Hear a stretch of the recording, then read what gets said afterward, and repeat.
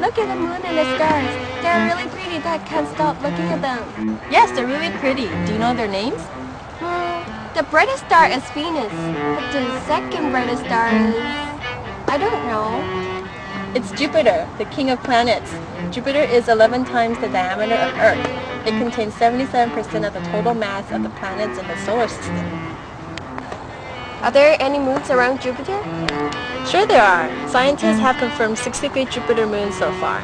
Among them, 8 of Jupiter's moons are regular satellites that orbit very close to Jupiter. The other 55 moons are irregular satellites that orbit farther from Jupiter. 63? That's a lot! But who discovered the first Jupiter moon? Well, Galileo is the first astronomer who discovered the first 4 moons. But how did he discover it? I can't see anything around Jupiter. Well, of course you can. Galileo discovered those moons through the telescope he invented.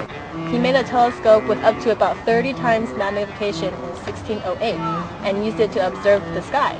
On January 7, 1610, he found that 3 fixed stars lying on a straight line within a short distance from Jupiter. How did he know that these stars are related to Jupiter? Galileo noted that one of them had disappeared in the following night, and therefore he attributed to its being hidden behind Jupiter and concluded that they were orbiting Jupiter. Does each of them have a name? Yes, they do.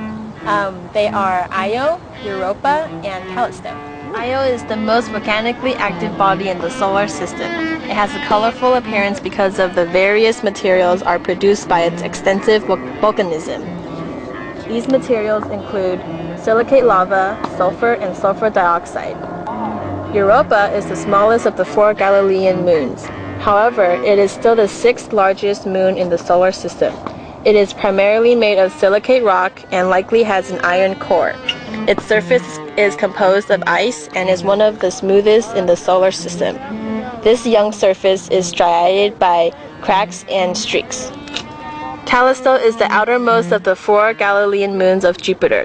It orbits at a distance of approximately 1,880,000 kilometers. Callisto is heavily cratered and is basically under the influence of impacts.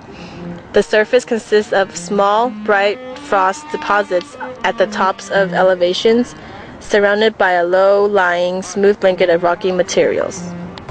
How about the fourth moon? When did he discover it? Galileo discovered the 4th moon, Ganymede, on January 13th. Ganymede is the biggest moon around Jupiter. Its surface is a mix of 2 types of terrain, dark regions and lighter regions. Dark regions are very old and are highly cratered. However, lighter regions are marked with extensive grooves and ridges. He named the 4 satellites Medicean stars in honor of his future patron. However, later astronomers renamed them as Galilean satellites in honor of Galileo himself. Whoa, so he spent a whole week watching the Jupiter?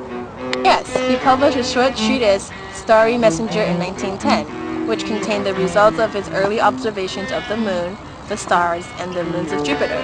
Also, he published a dialogue concerning the 2 chief world systems in 1632. He used his telescopic observations of the moon of Jupiter to support the sun-centered theory and argue against the Copernican theory, which states that the Earth is the center of the universe. At that time, that must be a huge controversy. You're right. That was why no one believed in him, and he was called to Rome to face the Inquisition in 1633 and was found guilty for the heresy of his dialogue. Was he arrested? Well, not really, but he was under house arrest for the remainder of his life. That's sad. He had made a lot of contribution to the world.